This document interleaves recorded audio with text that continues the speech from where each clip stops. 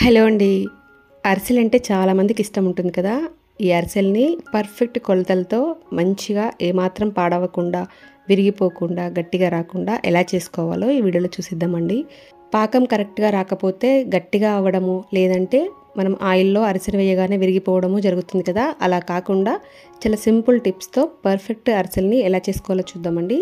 నార్మల్గా అందరూ చేసే అరిసెల కంటే కొంచెం డిఫరెంట్గా ఒక ఇంగ్రీడియంట్ వేరుగా ఉంటుంది. అదేంటో మొత్తం స్కిప్ చేయకుండా వీడియో అంతా చూసి, నిజంగా వీడియో నచ్చినట్టయితే, మీకు యూస్ఫుల్ అనిపించినట్టయితే లైక్ చేయకుండా మాత్రం అస్సలు వెళ్ళకండి. ఇప్పుడు ఈ టేస్టీ రెసిపీని ఎలా చేసుకోవాలో చూద్దాం. ముందుగా రైస్ని తీసుకొని ఇలా మంచిగా వాష్ చేసుకొని నానపెట్టుకోవాలి. ఇక్కడ నేను రేషన్ బియ్యాన్ని తీసుకున్నానండి. రైస్ వండుకోవడానికి యూస్ చేస్తాం కదా సన్న బియ్యం, అవైనా మనం అరిసెలకు యూస్ చేసుకోవచ్చండి, చాలా బాగా వస్తాయి. కానీ ఏవైనా కొత్తవి తీసుకుంటే చాలా స్వీట్గా మంచిగా జిగురుతో సాఫ్ట్గా వస్తాయి.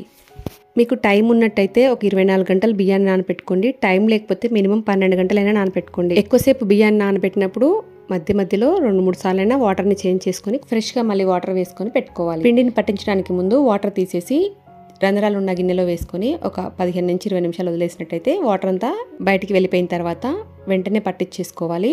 పిండిని కంపల్సరీ జల్లెడ పట్టుకోవాలండి. ఆ స్టెప్ మాత్రం అసలు మిస్ చేయొద్దు. అదే టైంలో పిండి కూడా ఎండిపోకుండా మంచిగా తడిగా ఉండేలాగా చూసుకోవాలి. పైనుంచి ఒక తడిగుడ్డ కప్పి కూడా పక్కకు పెట్టేసుకోవచ్చు. ఇప్పుడు అయితే కొలతలు కూడా పర్ఫెక్ట్గా చూసుకోవాలి. ఇక్కడ నేను 1 kg అరిసెలు చేసుకోవాలనుకున్నప్పుడు ఒక 1/2 kg నుంచి 300 గ్రాముల వరకు బియ్యాన్ని ఎక్కువ పట్టించుకోవడం మంచిది.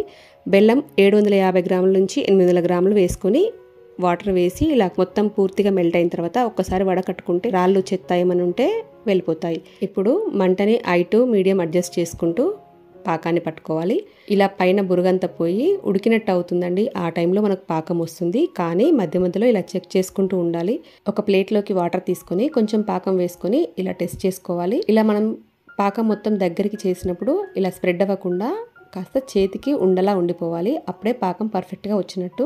అలా అని మరీ గట్టిగా తీయకూడదు. చూడండి, ఇలా ఒక దగ్గర కానీ మనం చేతికి ఎప్పుడైతే ఆ ఉండని తీసుకుంటామో అది మన చేతిలో ఉండిపోతుంది. సాగినట్టుగా ఉన్న అరిసె మనం చేసి ఆయిల్లో వేసినప్పుడు చిట్లిపోయే ఛాన్స్ ఉంటుంది. అందుకే పర్ఫెక్ట్గా చూడండి, ఒక దగ్గరగా ఉంది కదా. ఇప్పుడు పాకం వచ్చినట్టే.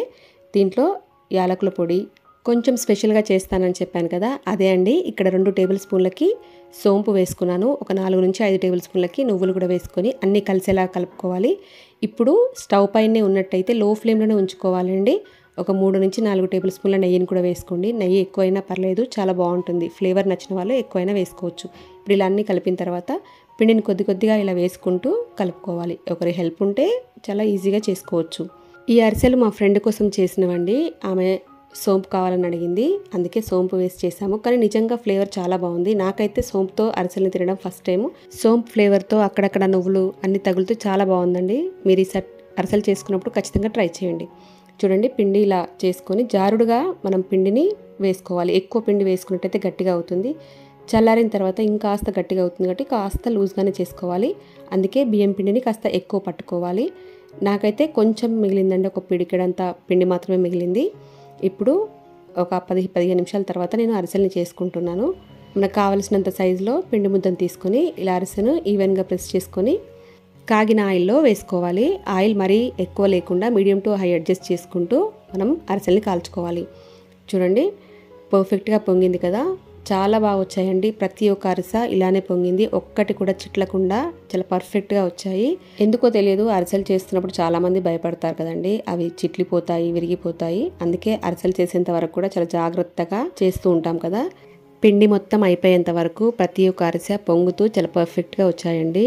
ఒక్కొక్క అరిసెను చేసేటప్పుడు మిగతా పిండి డ్రై అవ్వకుండా చాలా జాగ్రత్తగా చూసుకోవాలి. పాకం పట్టుకున్నప్పుడు మనం వేళ్ళ మీద పిండిని తీసుకున్నప్పుడు కొంచెం ఇలా ముద్దలాగా ఉండిపోవాలి. సాగినట్టుగా కాకుండా కరెక్ట్గా మన వేళ్ళ మీద ఉన్నట్టయితే అప్పుడు పర్ఫెక్ట్గా పాకం వచ్చినట్టండి. పిండిని పోసుకునేటప్పుడు కూడా చూసుకొని పోసుకోవాలి.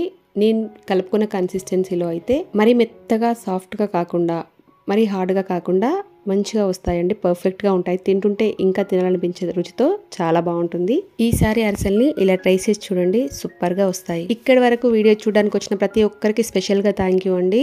మీ ఫ్రెండ్స్కి ఈ వీడియోని షేర్ చేయండి. వీడియో నిజంగా నచ్చినట్టయితే లైక్ చేయడం మర్చిపోకండి. మీ ఒపీనియన్ని కామెంట్ సెక్షన్లో తెలియచేయండి. కొత్తగా చూస్తున్న వాళ్ళు ఛానల్ని చెక్ చేసి కంటెంట్ నచ్చితే సబ్స్క్రైబ్ చేసుకొని బెల్ ఐకాన్ క్లిక్ చేయండి. Thank you for watching.